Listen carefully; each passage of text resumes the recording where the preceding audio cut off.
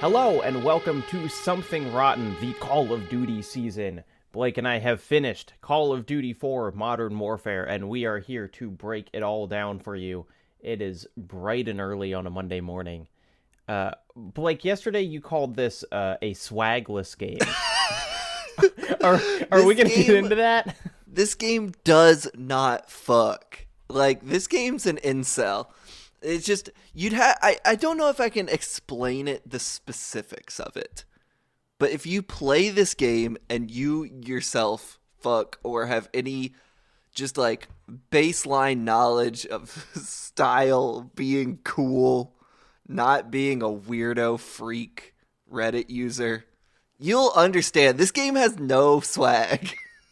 It's just like, it's the most unfucking game ever.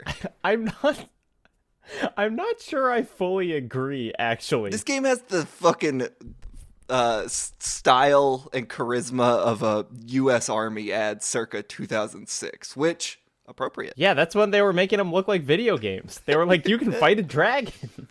They're just, Jacob, I wish, in retrospect, I wish we wouldn't have done a Call of Duty season because How dare you?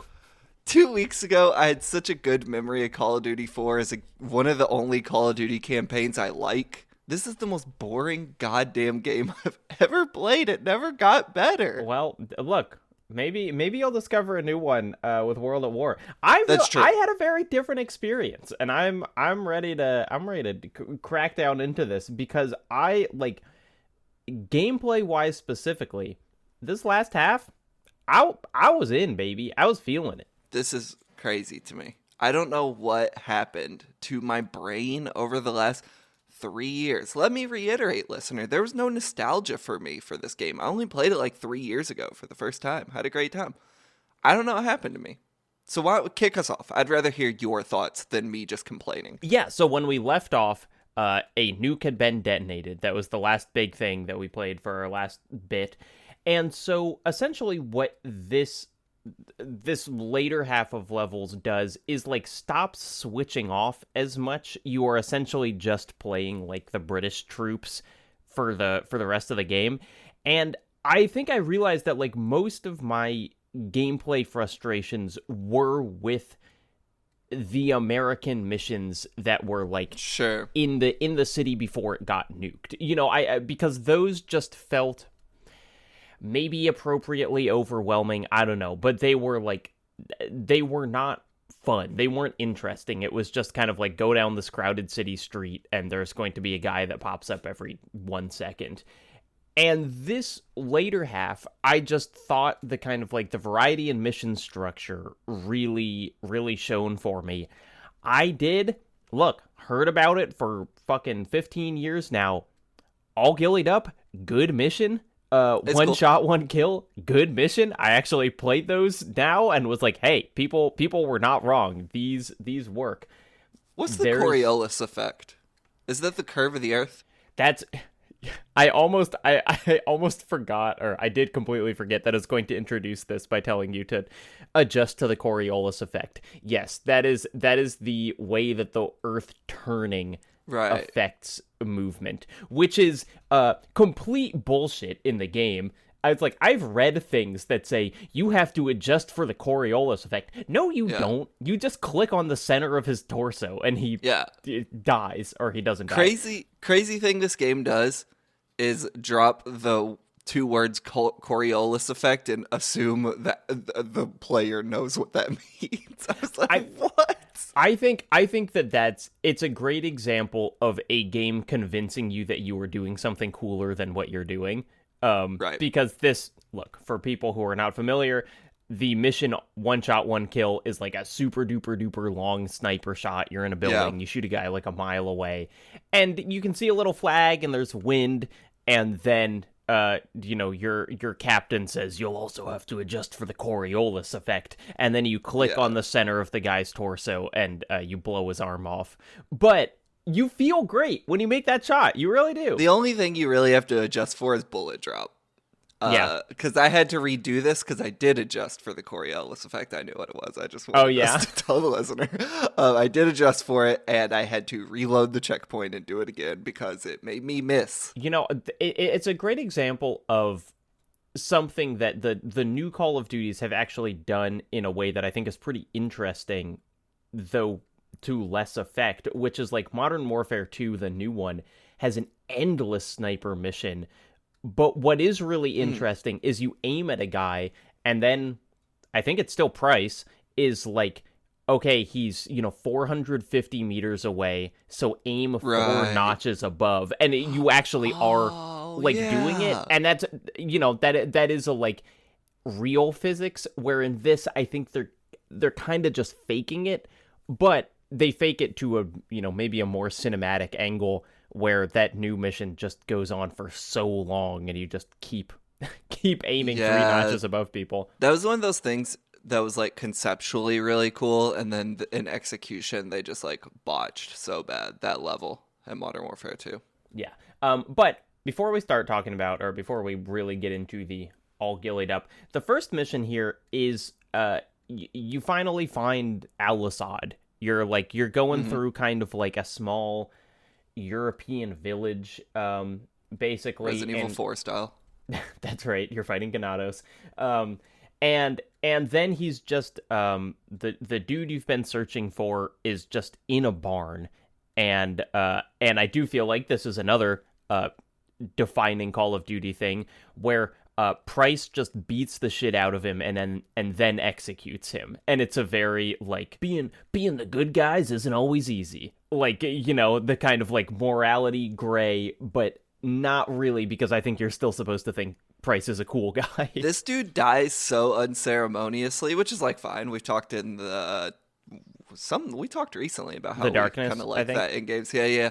But this dude dies so quickly that it took me a little while to realize it was Al-Assad. I think it was like a mission or two later when they said it explicitly. I was like, oh, I guess that was that guy. Like, it just happens in a flash.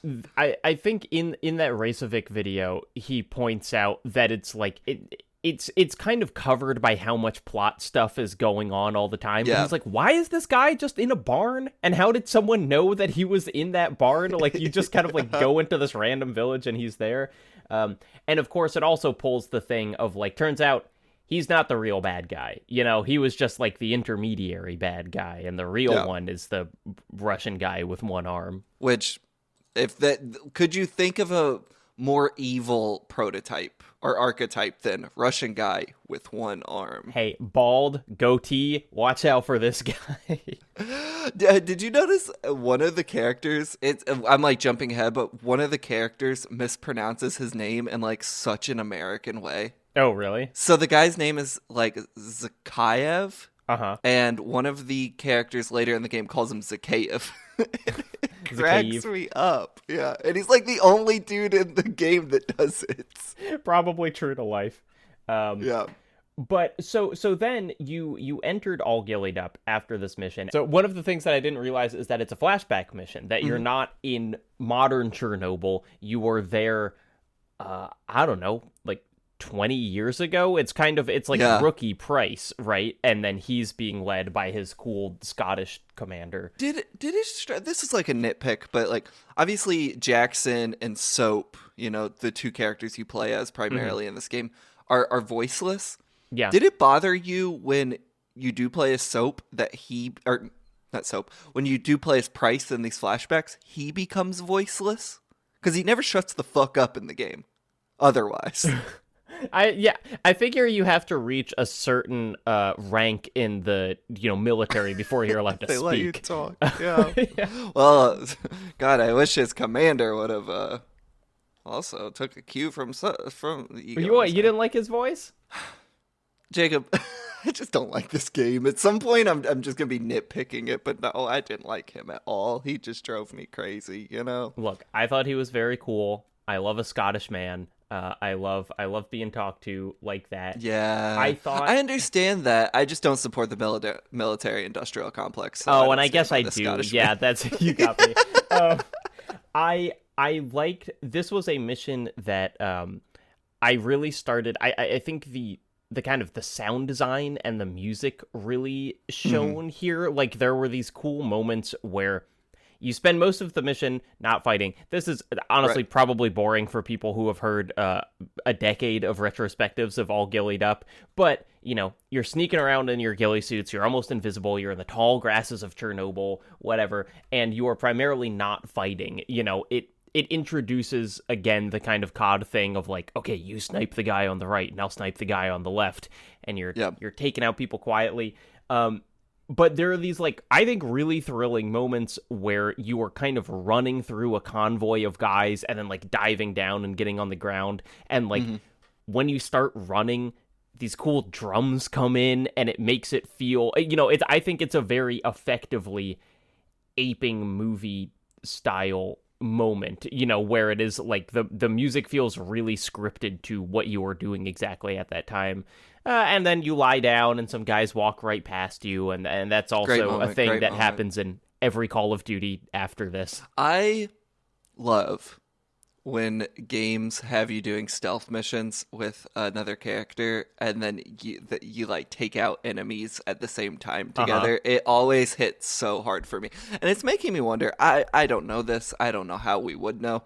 Was this the game that, if not invented that idea, popularized it? Because it's now in like Uncharted's and Last of Us's and every other Call of Duty and probably Assassin's Creed. That's a great question. I mean, Assassin's Creed came out the same year, but it was the original, which doesn't have a lot of the kind of like Assassin's Creed things that we now think about. Also, I said that, and I don't know if it is in an Assassin's Creed. The thing about those games is you're alone.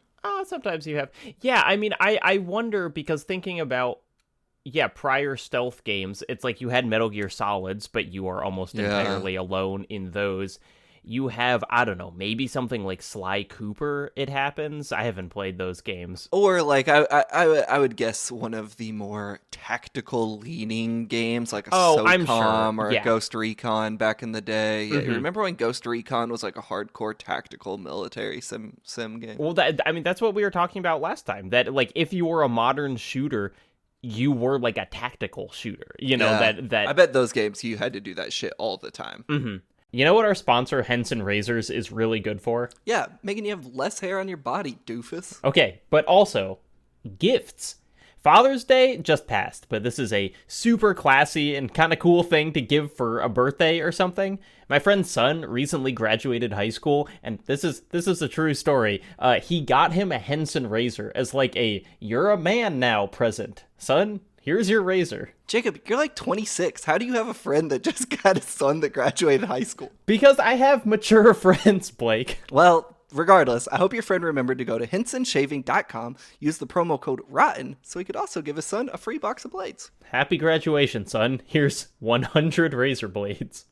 One of, we both, well, actually, I don't know how much you watched of it, but I was watching a video last night by the very good and underrated YouTube channel Face Full of Eyes, who has done this series on kind of like the aesthetics of various games. He's done like SOCOM 4, and he's also done Modern Warfare and World at War, so I'm interested in watching the World at War one for next time.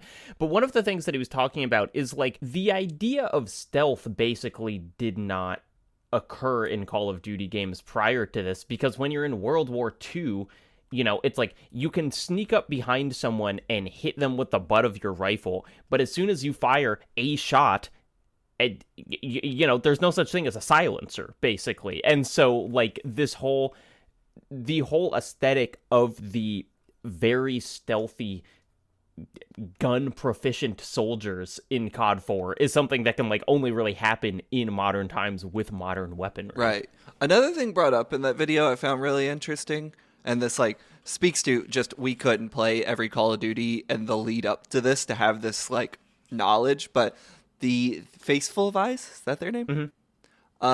They talk about how this game isn't necessarily revolutionary, like from a beat by beat standpoint, because it's just aping the original Call of Duty, which I felt like I was so glad to hear, one, for my own brain, because if you would ask me, I'd be like, oh, this is the game that changed everything. And in some respects, it obviously did, but I think it's important to also like have that knowledge and be like, oh, it's kind of just like rebooting some of the old like narrative and level beats of like what made the first game work. Yeah, it's really, I mean, great video. It's just face full of eyes, aesthetics of Modern Warfare or whatever.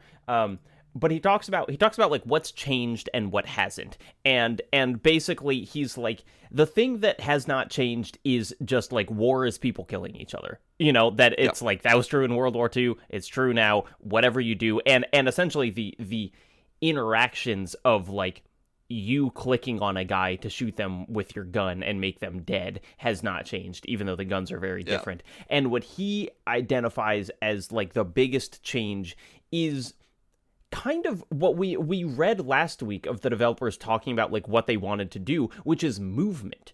That like the ability to like go between places is just so revolutionized in Modern Warfare. Yeah. Like the ability to get on a helicopter, to like be, go miles apart on the same battlefield in the same mission is something that if you are sticking to the rules of World War II, just doesn't happen. And then he kind of talks about movement in so many other ways, and kind of like the movement of breaching, the movement of repelling, the movement of like doing all this, and saying it's like, war has and has not changed. It's still guys shooting each other with guns, but like, the kind of your capabilities of moving around the battlefield are what's different. And that's kind of, that is interesting in context of All Gillied Up, because it is a mission where you just run from one place to another.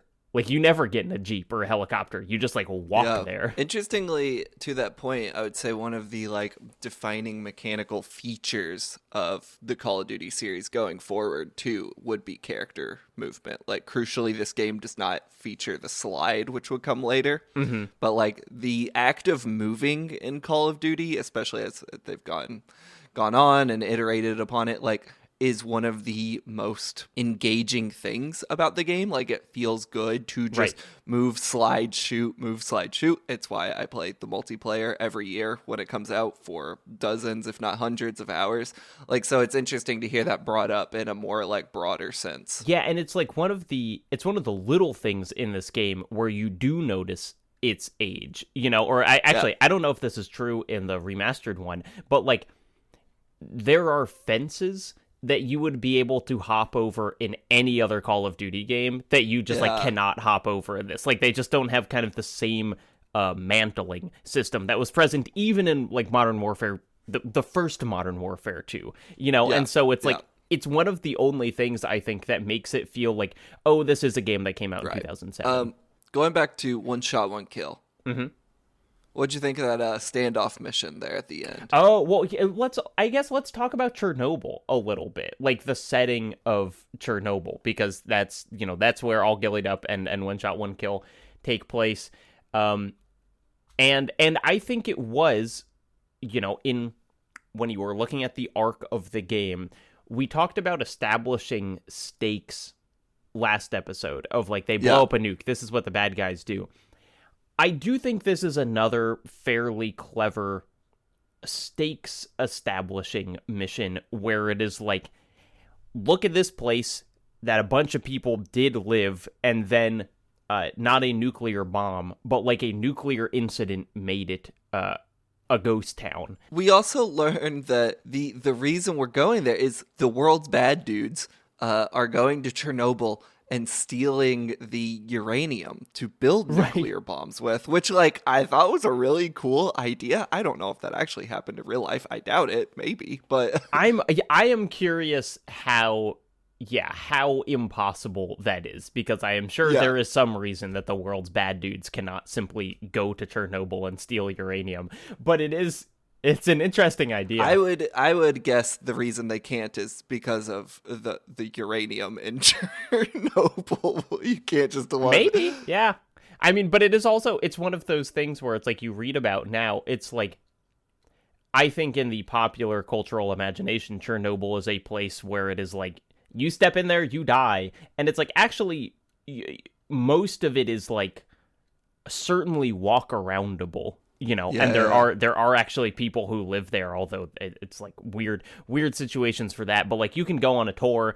There are places that you have to stay out of, but there's a lot of places that you can go and are just empty as hell. And so, the most striking aesthetic parts of these missions are running through these completely empty apartment buildings, setting up in this empty apartment, or in one shot, one kill, being by a Ferris wheel and fending off 1 million guys who start running at you. This shows up in Metal Gear Rising Revengeance as well, in their Chernobyl-themed level. God, is that actually Chernobyl, or is it just meant I think it's like be based reminiscent on it. of? Yeah. Is the Ferris wheel, is that a real thing? Oh, that's real, baby.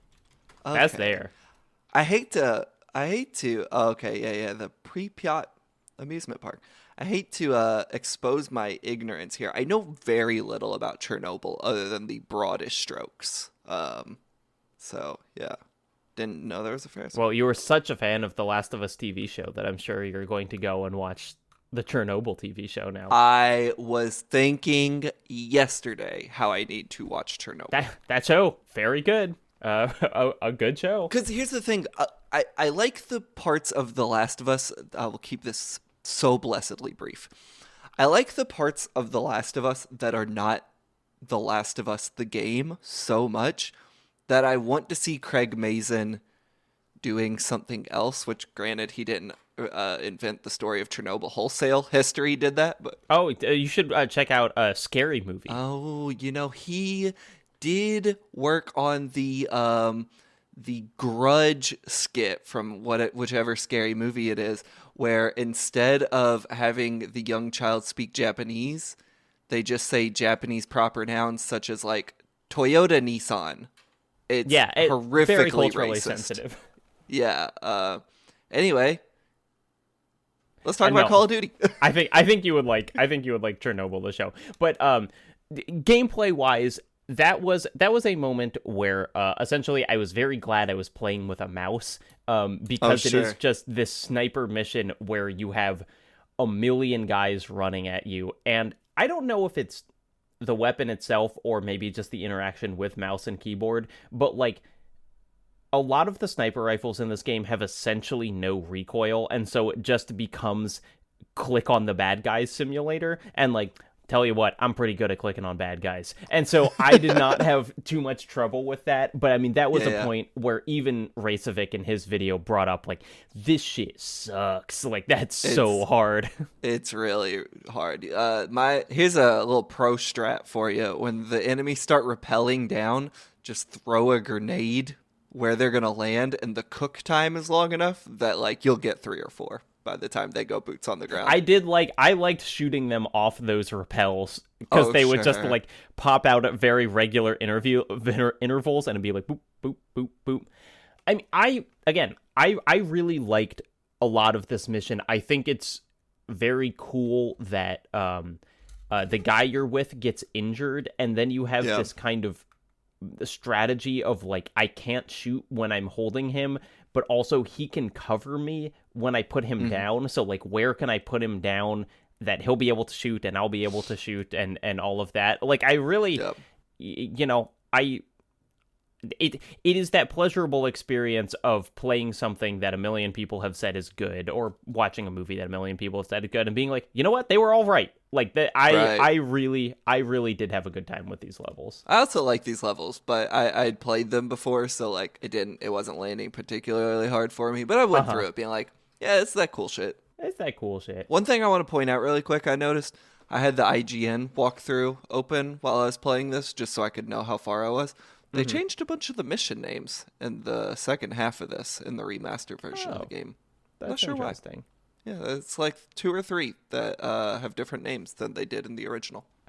So this next mission is another just kind of like kill 1 billion people mission, but it is one that has, again, it's like they're throwing in what I feel like was missing in the beginning of the game, was like they're just throwing in these little gameplay twists, and in this you're essentially like defending a couple houses on a hill. The mission, at least in the original, is called Weathering the Storm.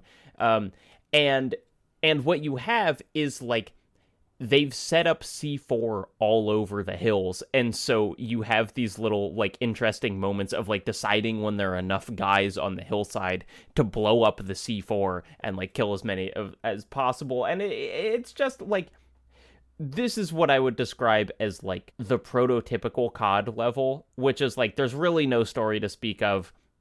You kill so many more people than, it approaches absurdity. But they have a little gameplay twist. It's polished enough. You shoot a javelin at some tanks, and you feel cool. That's it. No further thoughts. Brain empty. Brain empty.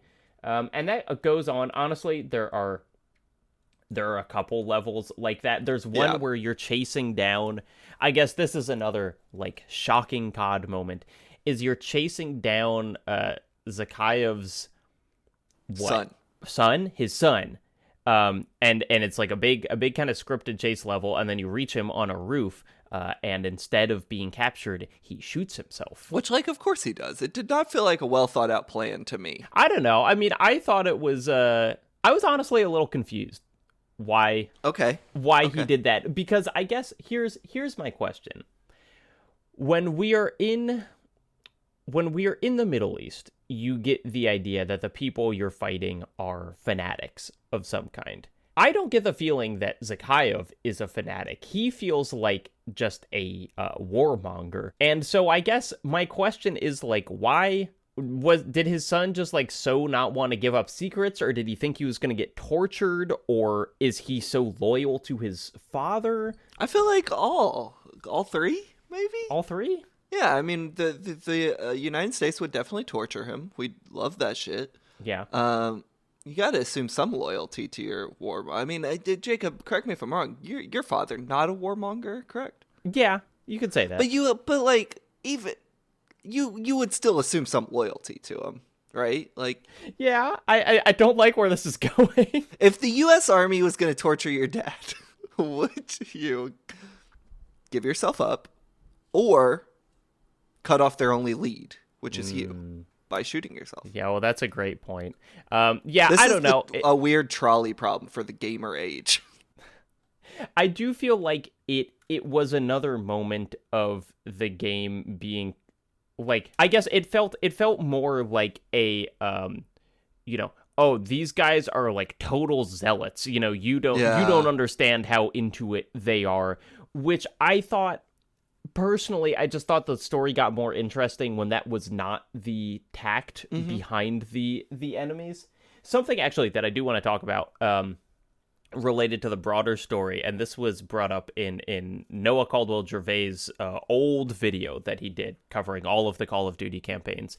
And in the 1-on-4, something that he mentioned that I feel like I should have got but didn't, and I also don't think that, like, Rezovic talked about this, is that, in the theme of this being a post 9/11, post Iraq war game, he was like, it's fairly obvious that, like, Al-Assad and by proxy Zakhaev are doing all of this stuff, like, or when they assassinate the president at the very beginning, like that first mission, they do that in order to motivate an invasion.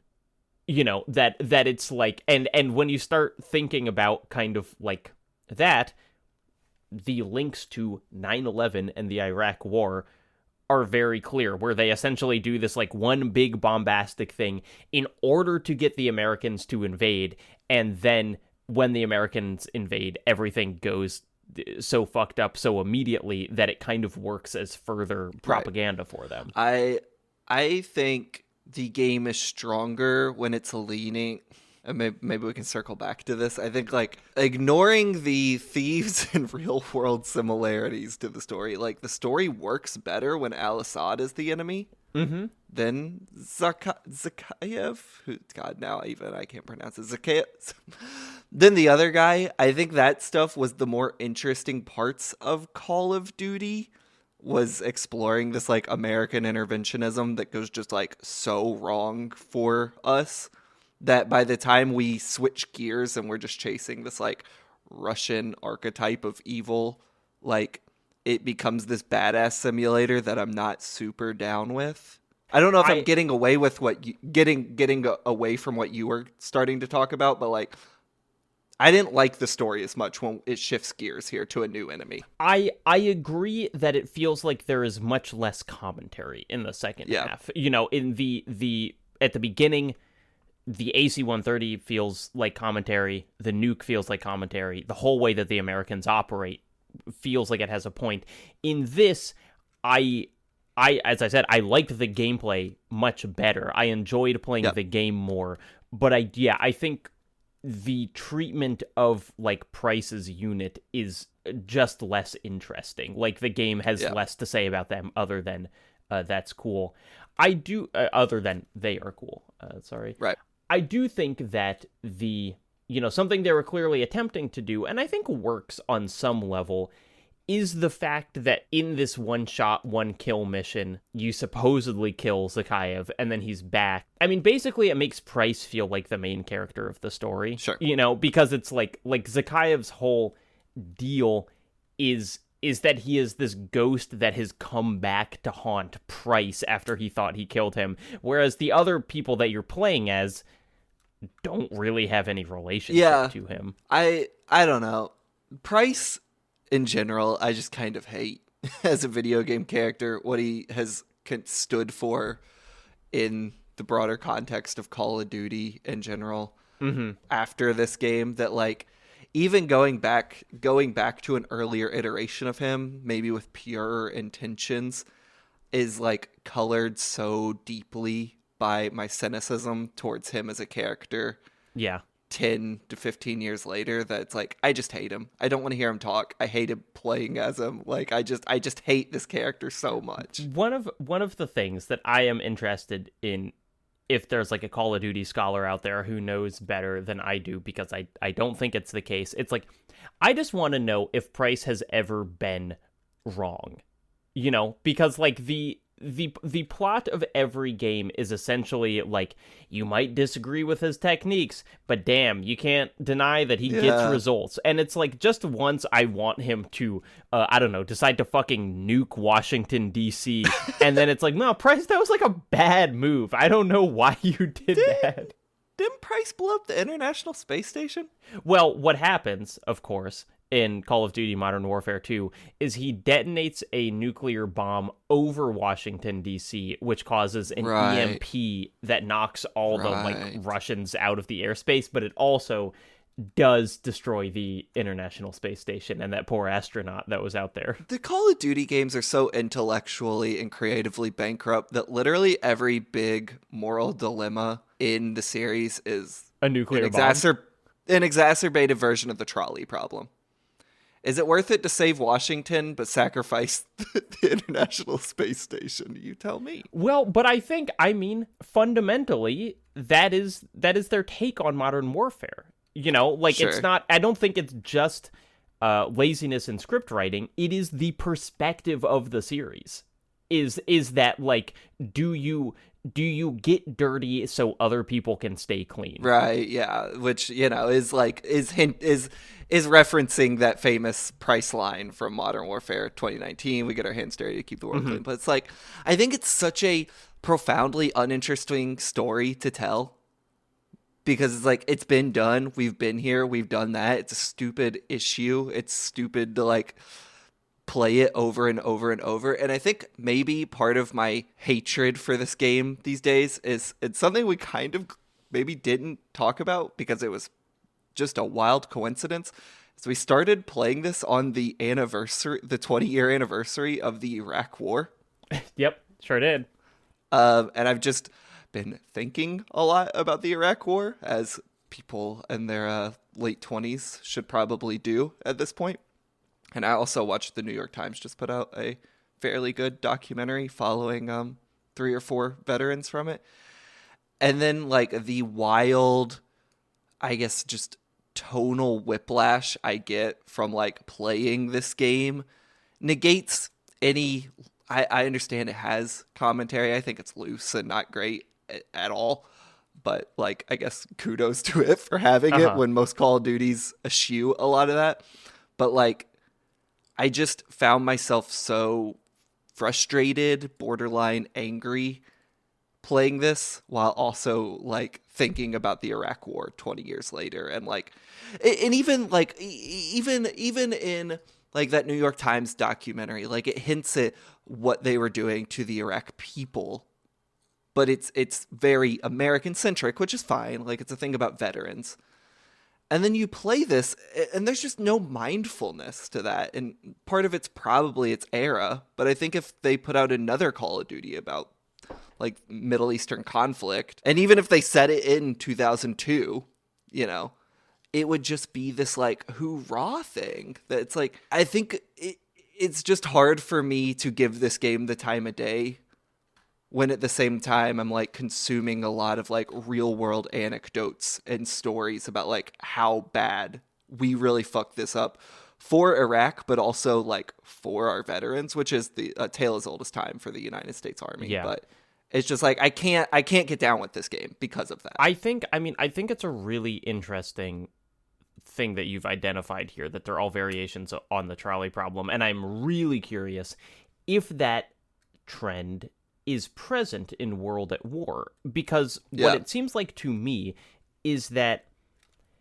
if you were going to depict modern warfare, it is kind of so on its face unethical that you have to make that a theme, because if you don't, you just seem like a lunatic. You know, that like that AC-130 mission is an act of mass murder. You know, like that scene where it's like you are entirely safe and you kill 400 people. And like if you don't have the theme of this is a bad thing, but we're preventing a worse thing, then it's like it feels genocidal. And so it's like, you know, it feels like they've kind of painted themselves into this place where they want to have the things that happen in modern warfare happen, and I'm using that in quotes, of like doing no-knock raids on houses and going into populated towns and doing all of this stuff.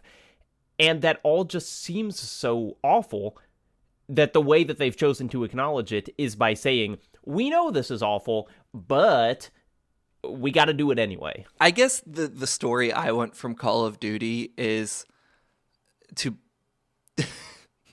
Let me know if this is too dark. For you to play as a 19-year-old kid who thinks no-knock raids are good until he does one or two and he realizes this war is bad, it's helping no one, and then he has to be stuck there for a year, which is like the story of the Iraq War, you know? Like, there were 19-year-old kids who went over there to kill the infidel, you know? Mm-hmm. And within a year, we're like, I am a cog in a profoundly fucked up machine. Yeah. And in Call of Duty, it eschews all that by being like, you are a good guy who must commit just a few teensy war crimes to, you know, prevent 9/11 Part 2. And it's like, okay, well, you know, AC-130 is cool and all, but it's just like, I just can't get past it in 2023. It sounds like what you want is Spec Ops The Line, I guess. The best YouTube video of all time, which is that video where the VR chat Winnie the Pooh talks to Anakin Skywalker. I've seen that, yeah. No, I know. It's but amazing. This is, the video is called Guy in VR Talks About Their Worst Day as a Soldier by the channel Syrmor, Syrmor. And it is just, it is this weird hyper reality of like they're in VR chat, so they look like they're in, you know, Alice in Wonderland, and it's an Anakin Skywalker, and he's talking about his time in the military where he was like a gunner in an AC-130 essentially and killing people. And it is this, you know, incredibly disturbing tale of disillusionment and how he kind of like got okay with killing people and then how he didn't again. And yeah, I mean, it's like, I don't know how a game would do that. And Spec Ops The Line attempts that. And, you know, Call of Duty Modern Warfare 2019 also attempts to, like, interact with the people who are affected because you play as Farah and her brother as like child soldiers. Yeah.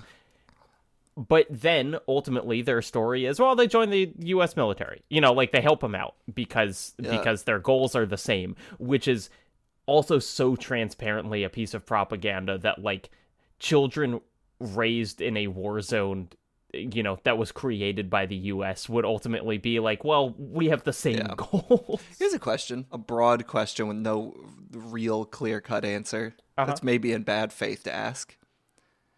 At what point should people feel bad for working on and playing the Call of Duty games just as inherently? At what point should I feel bad for granted, I haven't paid for a Call of Duty in years. I get them for free. Full disclosure. At what point should I feel bad for like just going on podcasts and be like, yeah, the multiplayer is sick? At what point should you feel bad for like being a lighting artist on these games? Because you're still just a cog in this evil machine. You know, I mean, I don't know, and we did have that conversation recently in an episode that I think will be, I suppose it's the Q&A for the Darkness, where we were talking about should people, because here are the two questions. So what we talked about in the Darkness is like, is this attraction to rotten media, is it bad, or you know, should people maybe feel bad about watching these things that are often very dark, exploitative, whatever, at least in themes, if not, you know, literally, like people are not being directly harmed. And ultimately, I don't want to misrepresent your position, but I think you were like, it's basically fine as long as it's not kind of affecting who you are as a person, right? Yeah, I think the issue with Call of Duty is there's like a direct Call of Duty to joining the military pipeline that there's not I mean, I think that's true, but I do think that, like, hey, look, we both recently saw John Wick 4, thought that movie fucking ruled. Yeah. Those movies are like gun fetishist wet dreams. You know, it's like the way that they talk about like pistols in those movies is pretty gross as someone who like doesn't think that people should have access to those kind of firearms generally. Right. But I don't think that people making John Wick should necessarily feel bad. And so it is just this question of like, where is, because I do think that Call of Duty is far more propagandistic than John Wick. But it speaks to the difficulty of kind of laying down these ethical lines. I guess, like, I recognize, like, my question is flawed in that it would take us 3 seasons of this podcast to get halfway to an answer here. But, like, John Wick is such... It has guns and it's based in the real world, but it's high fantasy. You know what I'm saying? This, like, cabal and of, like, secret assassins and all this bullshit. And that's fine to me. But, like, Call of Duty is rooted in such realism that it feels less okay to me. You know what I'm saying? Like there's no, like, separation of church and state there the way there is for John Wick. Because, like, John Wick, that shit's not real. It doesn't happen. Modern warfare, well, it does because it's modern warfare, you know? And it's like, I think that's where it makes it more... What's the word I'm looking for? I don't want to say evil because it's not evil to play a Call of Duty game. Ethically weird. Yes. And it's like, it's this, I want to like say this is not a finger pointing thing because I play every Call of Duty and put every single one with the caveat that it's the multiplayer in Game Informer as on my top 10 game of the year list every year. I love these fucking games, but as I've gotten older, I have felt weirder about participating in them. Yeah, and I think the strange intersection of reality and fantasy is so hard to find in these games because, like, I mean, this is actually, I think it's related to you calling this swagless, and Face Full of Eyes says a similar thing in a more complimentary way, but essentially saying that, like, a lack of style is the style here. You know, that everything is so kind of utilitarian to give the impression that this is real. Like, it's not a video game. They're not doing fancy reloads. They're not, like, you know, doing all this unnecessary cool-looking shit. This is how it would really be.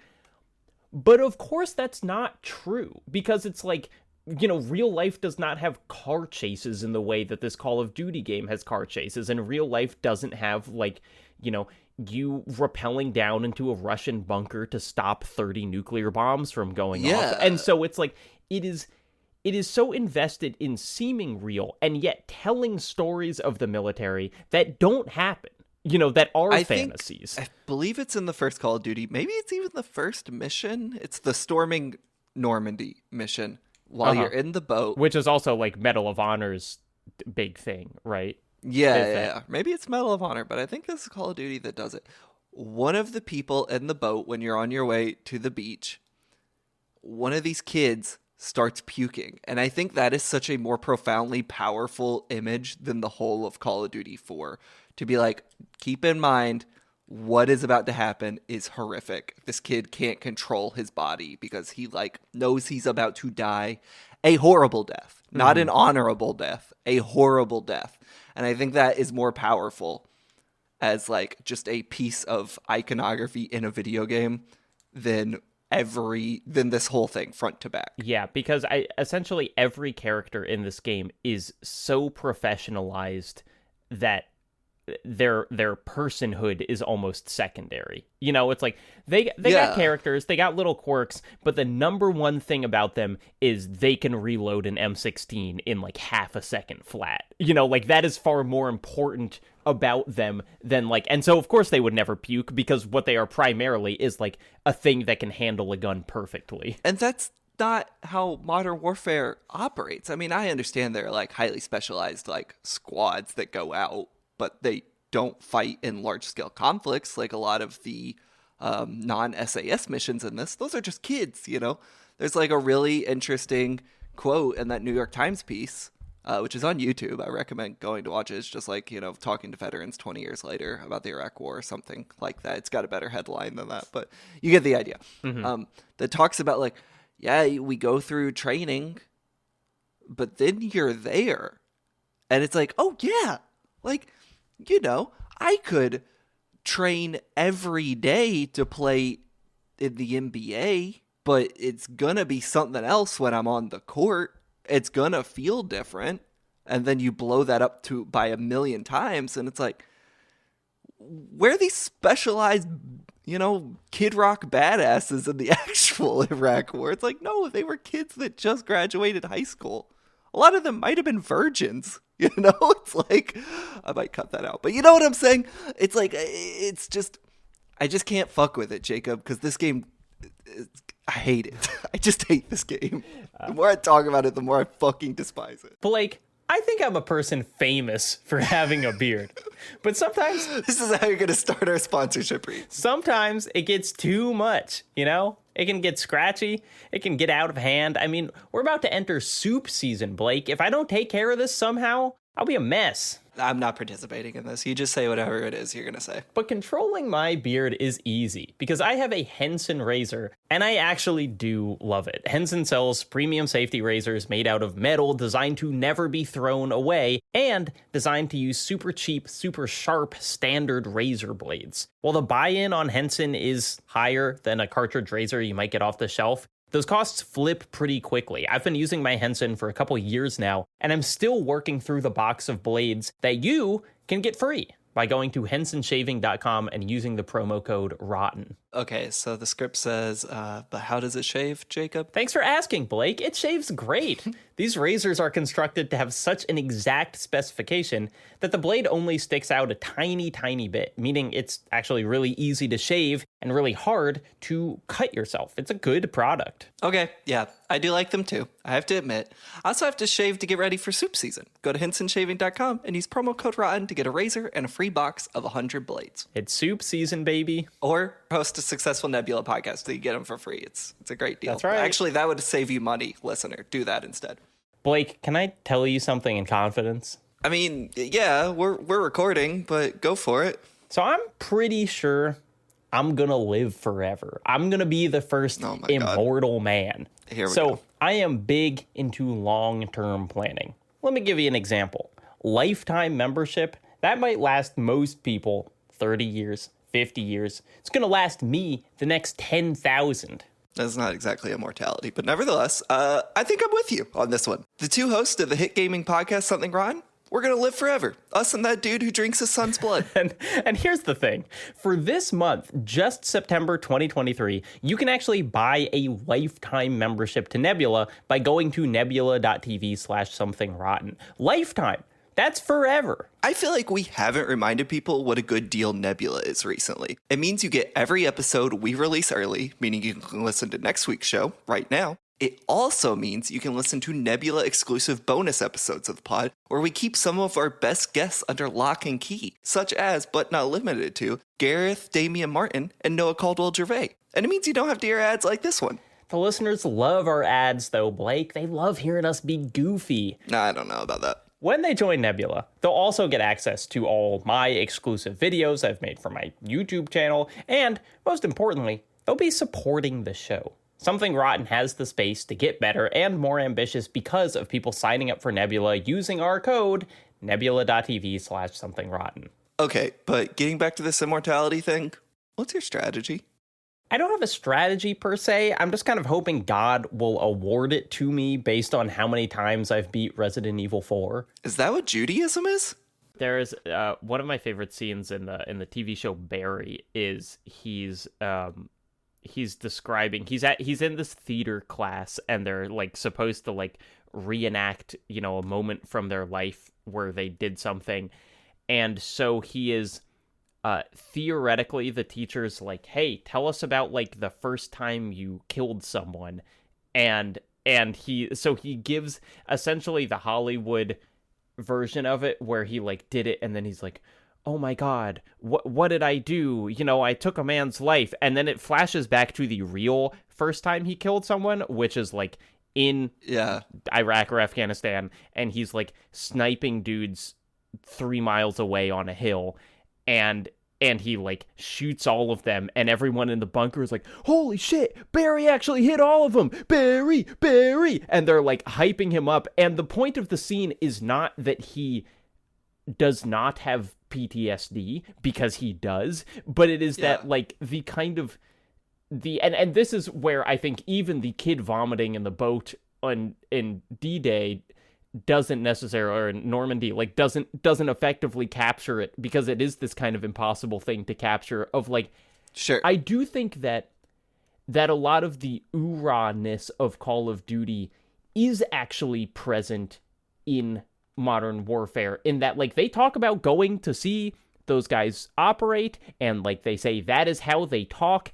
And while I think they're taking creative liberties, obviously, because it's a video game, I believe them that like dudes do kind of talk like this. Oh yeah, I mean, but like that doesn't, you know, just because it is such a superficial take that they kind of they see these aesthetics and they copy them down into the game, and then like that's all you get, when in reality you have this like far deeper, and I realize I say in reality referencing a TV show. Neither of us are combat veterans, you know, so we're not speaking about this. I've fought on the front lines of the console wars for years, Jacob. Oh, there we go. You know, I think it is ultimately the trauma of war is something that is impossible to capture in this kind of video game.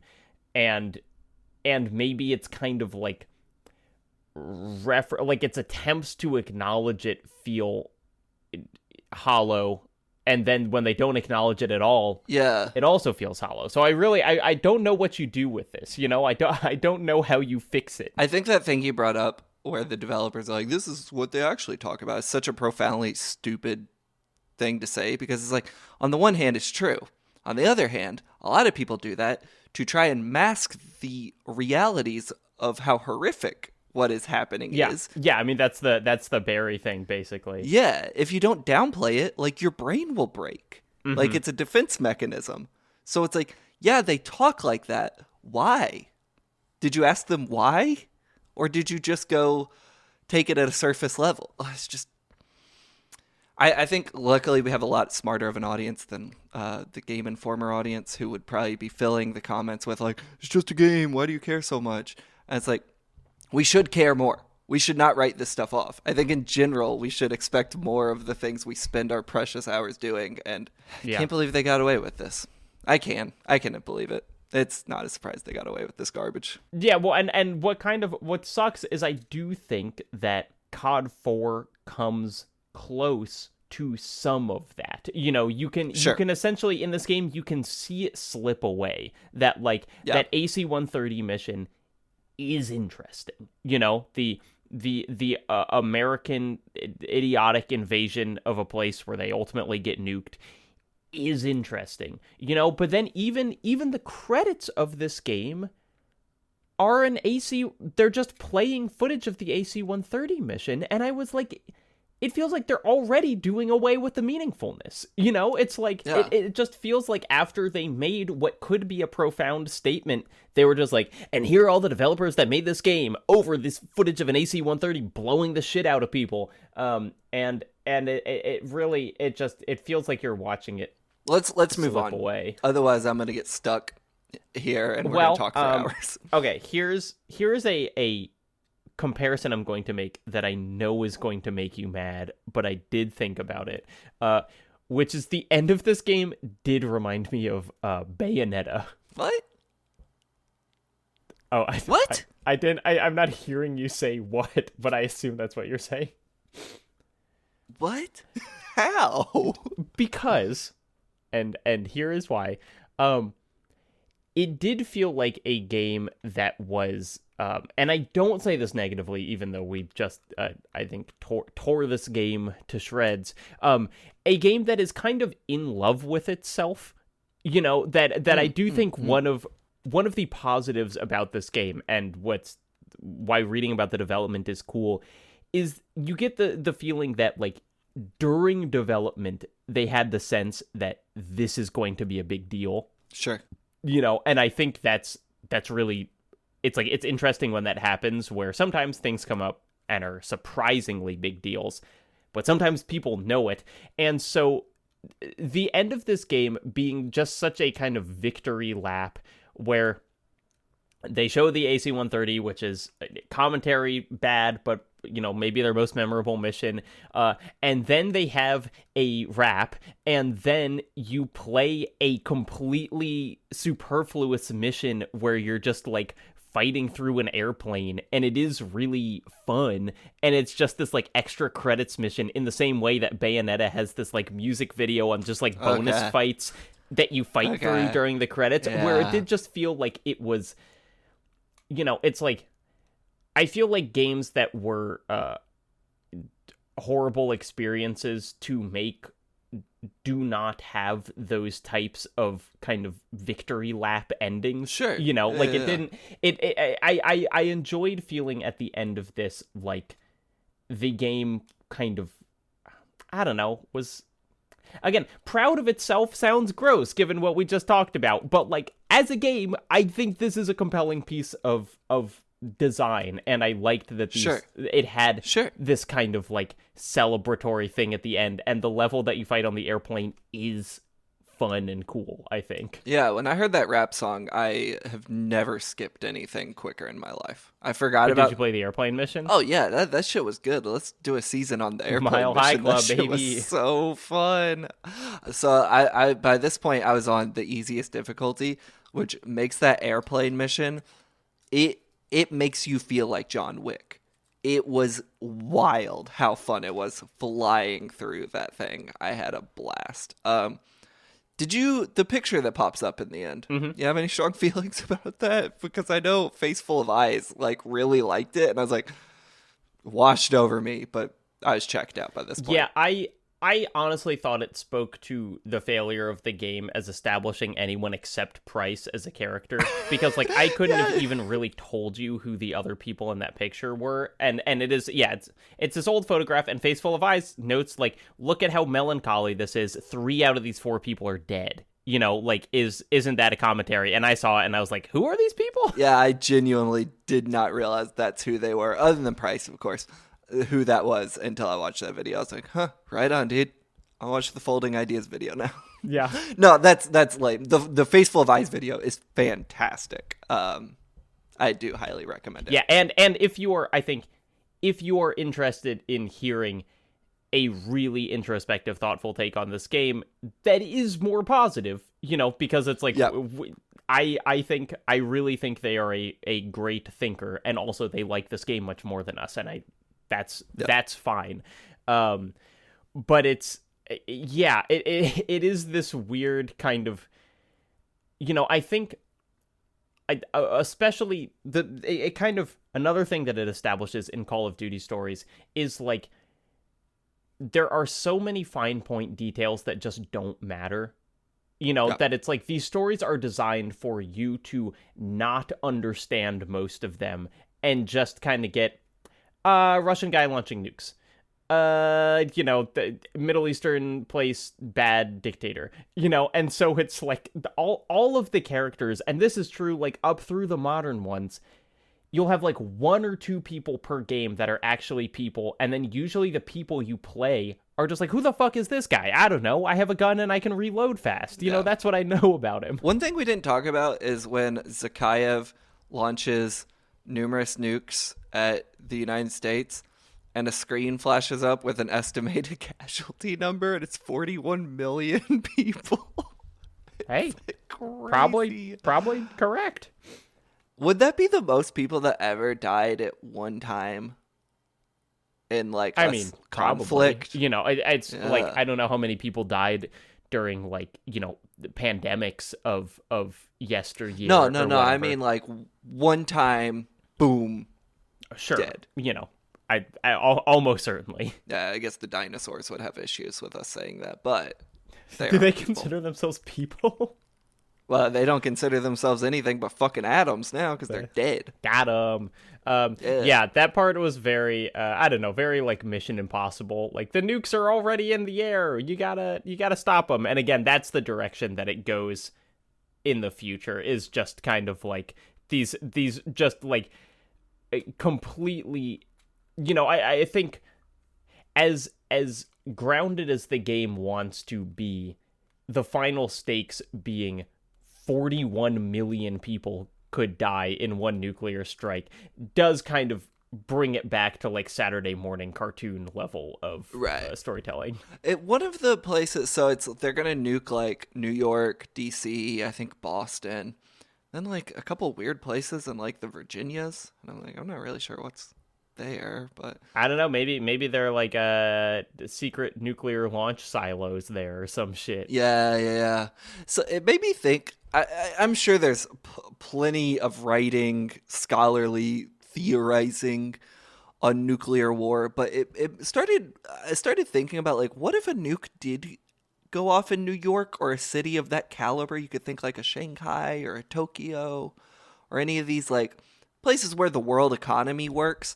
It's like, what's the reality of a world leader actually nuking a city like that? Because it feels like it would cripple the world entirely if you just took out New York. Yeah, I mean, generally, I think the idea is that it is, mutually assured destruction. I guess that's more true. That was more true when countries were the superpowers, whereas now it seems more likely it would either be launched by kind of a rogue state like North Korea, or just kind of like a non-state actor, essentially. But in the Cold War, at least, the idea was like, well, if one goes off, essentially the world ends, because like the response by everyone would be so catastrophic that it would never simply be one bomb going off. That's kind of like the idea of, I guess, if you want to like reduce it to saying it's a safety net of mutually shared destruction, it's like no one would want to do that. Yeah, I don't know. I was just kind of thinking about that last night. It's like, if you nuke New York, even with no nuclear retaliation, like it would take decades, if not 100 years, to put the world back in order. It's like you would fuck your own country there. And I guess unless you're North Korea, what does New York mean to North Korea? Yeah, the idea. Look, this is besides the point. But yeah, I think it's the bringing down the world economy would be the goal, not a side effect. Sometimes actors say unique New York to warm up their vocal cords, but now we've got unique New York. That's a good one. That was a good one. Reagan loved that one. She's standing up for it. We didn't really talk at all about the multiplayer of this, which, like, we don't generally talk about the multiplayers, but, like, for all we've talked about the campaign, obviously the biggest contribution this game had to the world was its multiplayer, and that feels like the thing that's changed everything. Did you play COD 4 multiplayer? No. When did you hop on board? Warzone. What? You said you played all of these. That was like I've 4 gone years back ago. I've gone back and retroactively played like most of the campaigns. Okay. Yeah, it was Warzone. So no, like I've played like zombies and Black Ops and like Nazi zombies and all that shit, and, like, couch multiplayer when they would have those. But like, I didn't become like a freak for Call of Duty until Modern Warfare 2019. I started playing Modern Warfare 2 was my big multiplayer one. That was that, and really my first big multiplayer game, period. And it certainly was the XP system, the kind of unlocking perks and attachments and camos and everything that Modern Warfare introduced that I found so compelling about it. And I really think, I am curious if, like, how much does Call of Duty multiplayer result in the kind of weird battle pass world that we live in now? Because I do think it's fairly easy to draw, like, it's kind of amazing that those games didn't have a battle pass, speaking from 2023, that you would just simply buy the game and you had all this multiplayer progression and you couldn't, like, buy things to make it go faster unless you were paying someone to jailbreak your Xbox 360. Were people doing that? Is that a thing? Yeah, all those Prestige 10 emblems, you think they all got them legitimately? No, sir. Oh. Here's a fun fact. I have to assume, without having the raw data in front of me, but I assume Call of Duty Modern Warfare 2019 is the game I have played the most in my life. In your life? That one? Yeah. That's because, like, pandemic hit, right? So it was like 2020, pandemic. Blake at home playing Warzone all day. But I mean, pandemic, for a while, you launched into Warzone through the Modern Warfare app. I think it's a little different now. So, like, they were tied together. Like, yeah, I played. I don't even know. I mean, now that I say that, it's like, what, is Fortnite getting close? Probably, but I don't know. Like, I play Fortnite almost exclusively with Jacob, but we do not do play sessions that even get close to as long as I would play Modern Warfare for a single sitting. Yeah. And so it is, it's like, it is maybe a little silly that we've spent so much time talking about Call of Duty campaigns when, like, this series, including to Blake Hester, is like nothing but multiplayer. But I do think that... Yeah, I mean, I play the campaigns. And I do think that even though the multiplayer is generally the bigger draw, essentially the kind of aesthetics of the multiplayer are still built from... They still come from the single player, like, when you listen to those developers talking about wanting to develop Modern Warfare, they are talking about the campaign. When they talk about, like, we wanted people to be able to move around the battlefield and be on helicopters, it's like, that's campaign stuff. That doesn't happen in the multiplayer. And so I still think that the campaigns are very kind of informing of the larger whole. Anyway, next week we're going back in time, baby. One's game in the future, and then, I don't know, 70 years in the past? War never changes. We got some guests coming up, too. I think. I hope. I don't know. I'm saying this, and maybe we will. I never announce a guest until they're on the podcast. Well, maybe the guest is Reagan, my dog. You'll have to wait and find out. We can guarantee at least the second time Reagan has shown up in a Call of Duty game. Before we end, I do just want to say that old news a little at this point. We're recording episodes out of order, but the most important game in both of our lives, Resident Evil 4, recently received a remake. Blake and I had a spoiler-filled chat for like an hour, 45 minutes, where we just talked through that whole damn thing. Resident Evil 4, not a rotten game, but like a game that we both want to talk about. So that's available on the Nebula feed of this podcast. Blake, Resident Evil 4, good game? 9.5 on GameInformer.com, baby. Turns out, good game. For Blake Hester, my name is Jacob Geller. This has been Something Rotten. We are done with Call of Duty 4, Modern Warfare. We are heading into Call of Duty World at War. It'd be crazy if a world war actually happened.